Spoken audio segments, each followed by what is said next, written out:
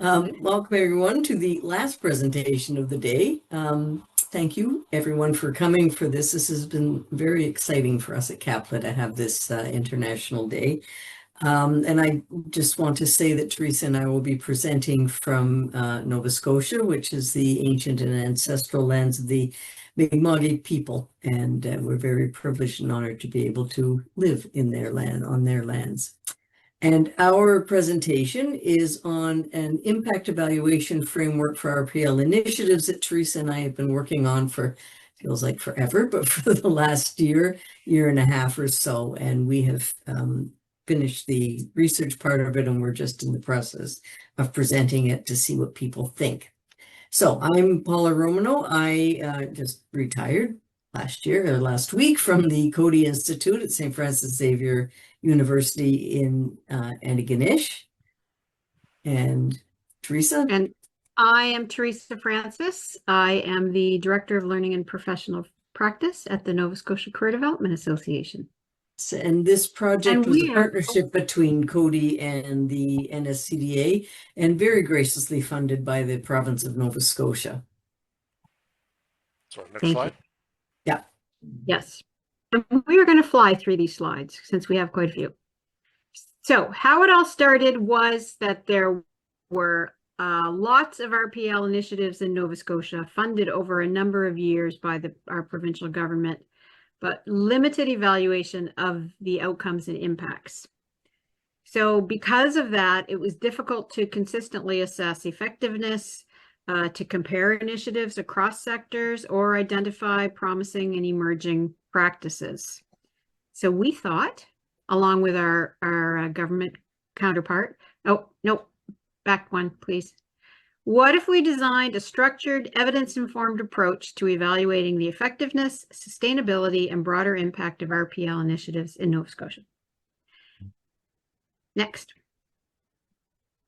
What we wanted to do, two primary objectives: to examine the participant outcomes across a full decade of RPL activity in Nova Scotia. And then secondly, from that, to develop a practical evaluation framework that could support ongoing planning, program design, and policy decision-making related to RPL. Next, please. So Paula. the way we did this, the whole ultimate objective was to find the best and promising and emerging practices from the participants, i.e. the actual RPL practitioners themselves, that we could build our impact evaluation indicators around. So we did the research in three pieces. We started with the scope piece, the environmental scan, because as Teresa said, we decided, well, we didn't decide, we were actually going to do this over 5 years, and then, you know, COVID. So then we decided we needed to go back an additional 5 years. So we looked at the decade from 2014 to 2024. And once we had gathered as many of those RPL initiatives as we could, we did it through looking at online databases, a bunch of government reports and organizational documents. And there, in that time span, there were 3 separate RPL forums held in Nova Scotia. And so we looked at the notes and the presentations and that kind of thing from those 3 as well. And after we finished that process, we started to map the RPL activities. Initially, we were just going to look at career development, immigrant services, and education. And well, things kind of went south a little bit because we realized how intertwined each of these initiatives and how intertwined the RPL network is in this province. So when the dust finally settled, we had come up with a whole bunch of other sectors. So we did look at education, we looked at health, we looked at construction, transportation, community development, immigrant services, technology, and the career development sectors. Next. The way we did this, it was a qualitative design. And we did a series of key informant interviews to find the promising and emerging practices. There were 23 key informants representing 17 organizations, and those were university, other post-secondary institutions, sector councils, not-for-profits, and government-funded bodies.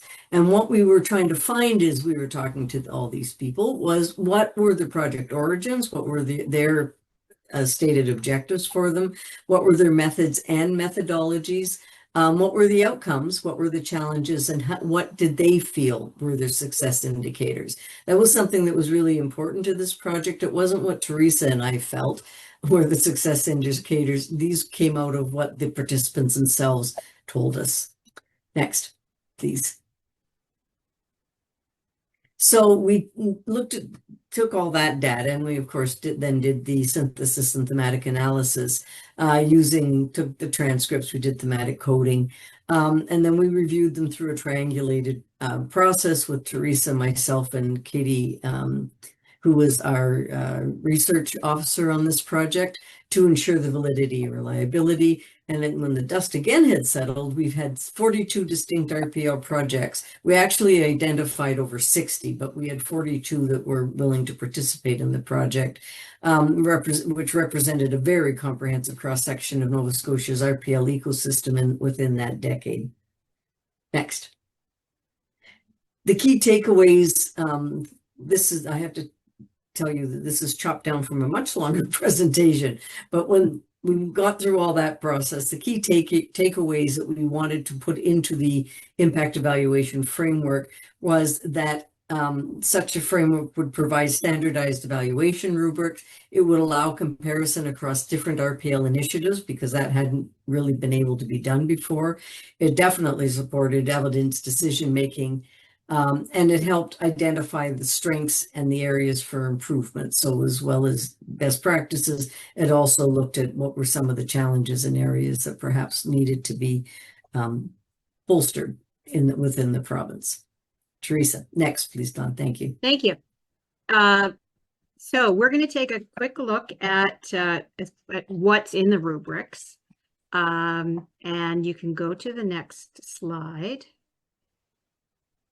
So and I will say, when we started this project, we envisioned a rubric at the end, and we actually have 8. So that tells you the breadth of RPL in Nova Scotia, but we'll get to that in a moment. So the framework provides evaluation rubrics for different types of RPL initiatives. It gives defined success indicators. There are 4 performance levels for scoring and an optional adjustable weighting model and a method to calculate an overall impact score. And we probably won't get into detail around the scoring, but we do want you to be able to take a look at how the rubric is structured. Next slide. So we pause on this slide so that you can see the different types of rubrics. And I'm going to read them just so they can settle in your brain. Post-secondary access and admission RPL initiatives, post-secondary credit and advanced standing, workforce and sector-based occupational certification, workplace-based RPL for skills recognition and progression, immigrant and internationally trained professionals, skills-based hiring and human resource systems, digital skills and self-assessment RPL tools, and then finally, community-based and culturally grounded RPL. And it's important to note that the 8th one, community-based and culturally grounded RPL, could be used along with any of those others. So it's not necessarily to be used separately. Next. It can be used separately depending on the context, but it can also be woven through the others. Yeah. Yes. So each rubric, our tool is still in draft form. We're still getting feedback on it. But for each one of them, there's a key question. So for the first one, does this RPL admissions pathway expand equitable access to post-secondary education while maintaining academic integrity, student success, and institutional sustainability? That's the question it proposes to answer. And then there would actually be a descriptor paragraph below that so that you can see whether your RPL, where your RPL initiative fits. There are key success indicators for each one, and this gives an example of 5. There are actually, I think, up to 7, and for this one, there actually are 7. We just put 5 on here to show you, but the examples of those are access and equity of admission pathway, portfolio quality and readiness demonstration, academic performance and persistence, student engagement, motivation, and professional orientation, and faculty and institutional feasibility. So you can get an idea. And some of these would be similar across some of the different rubrics, but some of them would be specific to the rubric. You can see there are 4 performance levels. Oh, okay. No, go back. Yep. Yeah, thank you. 4 performance levels in the top right-hand square. And then the bottom right hand, very quickly, you can see the scoring model. And so when you look at each of these 8 rubrics, these are the components that would go with per, each rubric has these 4 components within it. Yes. Now you can change. And we already talked about this one, so I'm going to let you keep going. I know we're pressed for time, and I do want to leave the 5 minutes for people to ask questions. So the 4-level scale is defined here: emerging, earlier limited implementation, developing, partial progress, established, consistent success, and exemplary, highly effective, and sustainable. Next. If you were going to score them, you would assign the score 1 through 4. And in good RPL modeling, it would be based on evidence that you had gathered from your program. Next. We won't go into this in detail, but if you look at the top bar, the top big bar, where it says credential recognition and equivalency outcomes in the top left-hand corner, and you look across, you can see how the rubric is structured. So 1 point would be few credentials recognized, outcomes unclear. 2 points, partial recognition or informal mapping. Established, regular, documented equivalency outcomes. And exemplary, clear, trusted credential recognition with portability. Next. It is a flexible weighting model, and so the developers of the program would weight the indicators according to their importance, their value, what have you. And you can see there's an example of that here, and it's important that all of them together total 100%. It's also important that you would do this before the program. Right, Paula? Rather than before it begins. And yes. And I just wanted to quickly add that this was when we took the initial draft, we took it to the participants in the project themselves and a few other stakeholders. And this was something that they came back quite strongly about, that because overall they liked it, but that depending on the context of their own programs, organizations, the way we had initially weighted things, they said, well, that doesn't work for us. So we came up with this optional one. One of the things about this framework that we really strive to is that it is very flexible. That's why it's a framework and not a model, and that you can adapt it to your own context as needed, as long as everything adds up to 100, but you can sort of mix and match, as you need. Next. I think we've got a couple of minutes left. So I won't go into detail here, but to calculate, you divide your indicator score by 4, multiply it by the indicator weight, and it produces a total out of 100. Next. It can look like this. So you see you've got your scores, divide them by 4, multiply by your indicator weight. That gives you your weighted score and your total out of 100. And I always say, this looks more complicated than it really is. I am useless at math, and even I can do this one. So it's one of those things when you look at it, you're going, what? But when you actually sit down to do it, it makes quite good sense. Yes. When Paula told me I had to talk about it in some of our longer presentations, I actually figured it out quite easily. And then these are, this is an example of the interpretation of the ratings that you can see in front of us here. So in that previous one was 86.5 or what? Yeah, 86.25. So it comes out in the upper percentile. So it's a high impact. It's a good program as it stands. Okay. Next. Oh, we got through it.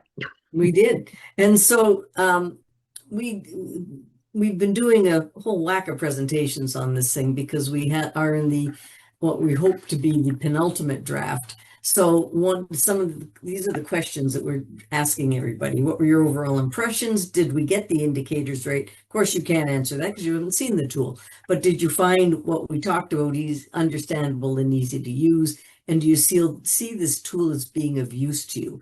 If you're interested in taking a more in-depth look to it, you can get in touch with Teresa or I, and we can send you the draft with the understanding that this is the second draft. Now that we've got all these presentations done, we're going to be incorporating all the feedback we got into what we hope is the penultimate draft. And you can actually go to the next slide, Dawn. And it will, and this is what we're looking to do. So we're collating and finalizing the draft to be hopefully a final draft. We're looking as we speak for funding to pilot it in the fall. And we are looking for pilot participants. If anybody listening is interested in taking part in that, just pop us an email and we would love to keep you on our list. And the last slide has our contact information in it. And of course, if you have any questions.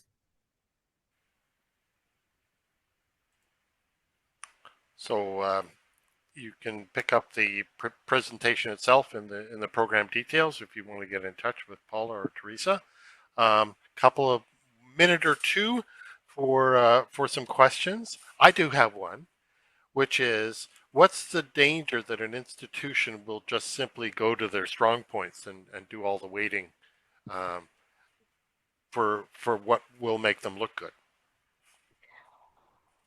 It's not much you can do about it, really. I mean, if it's being used in the spirit with which it's intended, which is to find out what's the impact, because it is an impact evaluation is typically meant to be done after the fact. One of the things that Teresa and I are looking at exploring as part of perhaps the pilot is we've had a few comments from people that this tool could be used to help plan and design programs as well, which I think we sort of went, oh, I hadn't thought about that, but then when we talked about it, it makes perfect sense. So we're kind of maybe trying to do a two-pronged pilot if we can make that work. But you know what, Dawn, it's like any evaluation. If they want to weight it so it makes them look good, what are you going to do? You know, that's not. Let me ask a corollary. Could you have a funder favorite weighting that all the institutions would have to align to if they wanted to be considered for a funding program or something? Is that a good idea? I have lots of ideas. They're not all good. Yeah, I don't think so.